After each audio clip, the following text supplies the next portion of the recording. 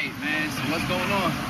Saying nothing, man. Just on the grind, just putting it together, you know what I'm saying? Getting everything ready for the rest of '08, early '09, you know what I'm saying? Ready to close out this year crazy and just start the next one even more so, you know what I'm saying? Right. I mean, this is the first time we meeting, so I guess the first time the viewers seeing everybody, you know, seeing Skyzoo, you know, for basketball purposes. Yeah. Let niggas know what your name means, you know?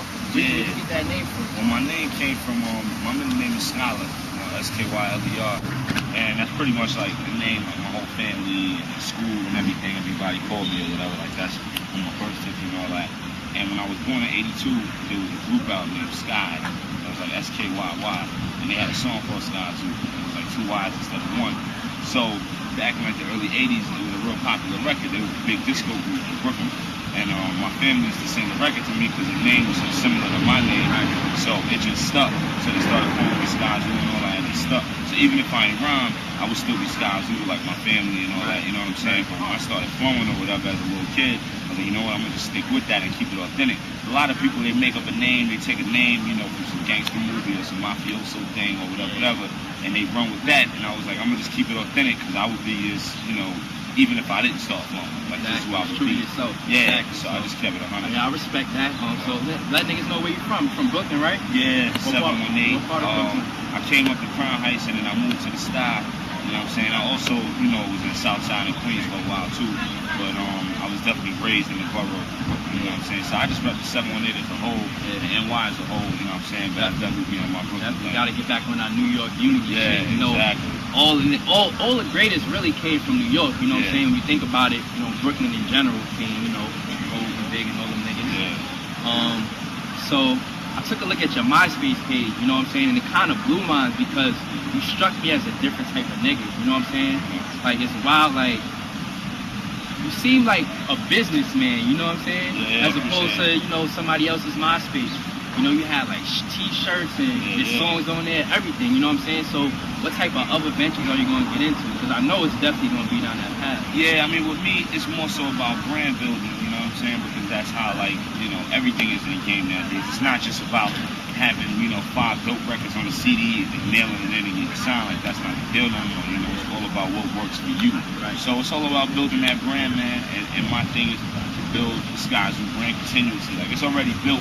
It's about continuing to build it and continuing to make it the best brand in the business, you know what I'm saying? So besides the music, I mean, I definitely want to get into other things. I've always been a writer at heart. Like, I always, you know, I went to college for English and all that. I've always been a writer at heart. So I'm working on a TV show that I'm writing right now. I'm definitely going to be writing some type of books later on when I'm, you know, I'm not trying to be some 45-year-old, 50-year-old rapper, you know what I'm saying? So looking like novel types or like, you know? Yeah, pretty much, you know what I'm saying? Like novels and all that later on down the line. Right now, along with the music, I'm also writing this TV show that, you know, I'm real excited about, trying to get that on the air, you know, within the next year or so. Because with TV, it's a totally different process than music, you know what I'm saying? It's not just go in the lab, cook up 16 joints and throw it out on the net. It's a totally different process. So hopefully within a year or so, a year and a half, that'll be out. I'm real excited about my show. But right now, it's all about the music. It's about my album. It's about my mixtapes. It's about kicking it with best of both offices. You know, these different types of avenues that getting us out nowadays virally. You know what I'm saying? Right. You know what I'm saying? You say virally. I think that's an important word. Yeah. How do you feel about the internet and like how that affected your career? I think with anything in life, it's pros and cons, you know what I'm saying? Like, no matter what it is, there's a good side and a bad side, no matter how high or low it may be. And the internet is no different, you know what I'm saying? Like, the pros is, you know, the fact that you can have things like best of both worlds.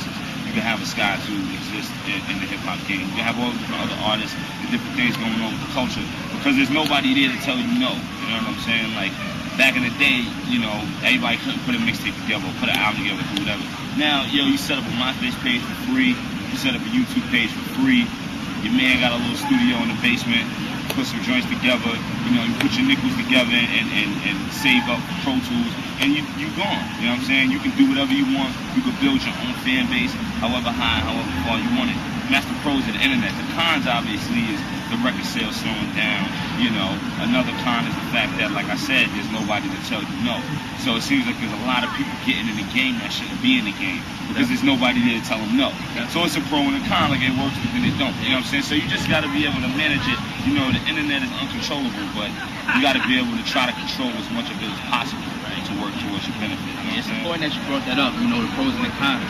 You know, Hot 97 labeled you as like one of the best 10 rappers, you know, currently. Yeah. You know, I would say probably the EP that you did with Knife Wonder was something that put you on, you know. Definitely. Hypothetically, if you got the chance to work with one producer, you know what I'm saying? No budget involved, no anything, you know, straight music, whatever, who would you work with to create another album? Nyck again. Nyck again? Yeah, Nyck is my homie, man. It's more than just music. With Nyck, like Nyck is like the Toomp to my T.I. Like, you know what I'm saying? Like how T.I. and Toomp got that magic together, and T.I. can work with a bunch of different producers and make great records. But when he get with Toomp, it's what it is. That's how it is with me and Nyck, you know what I'm saying? Like, I'm never gonna do a project without a Nyck beat on it, you know what I mean? So even like my next album, you know, my debut album, The Salvation, Nyck got 2 spots on it. I got a ton of other big name producers, up-and-coming producers on, but Nyck got 2 spots guaranteed on it. We already did them, you know what I'm saying? So, I mean, Nyck again, you know what I mean? Like, that's my man. He let me kick in the door with him, you know what I'm saying? When nobody was checking for me and nobody knew who I was, he was like, yo, you dope. Like, your shit is crazy. You need to be heard. Whatever you want to do, I'm behind it. You know what I'm saying? And I put the project out. He was like, run with it, go. Like, you got my complete involvement. I'm down. I'm 100% in. Go. You know what I'm saying? And we did it. So, I mean, but besides that, you know what I'm saying? I mean, obviously, like the Primos, you know, me and Preem did 2 records. You know, the Pete Rocks, me and Pete Rock got a record on my album. We got another record we're going to throw out to the internet.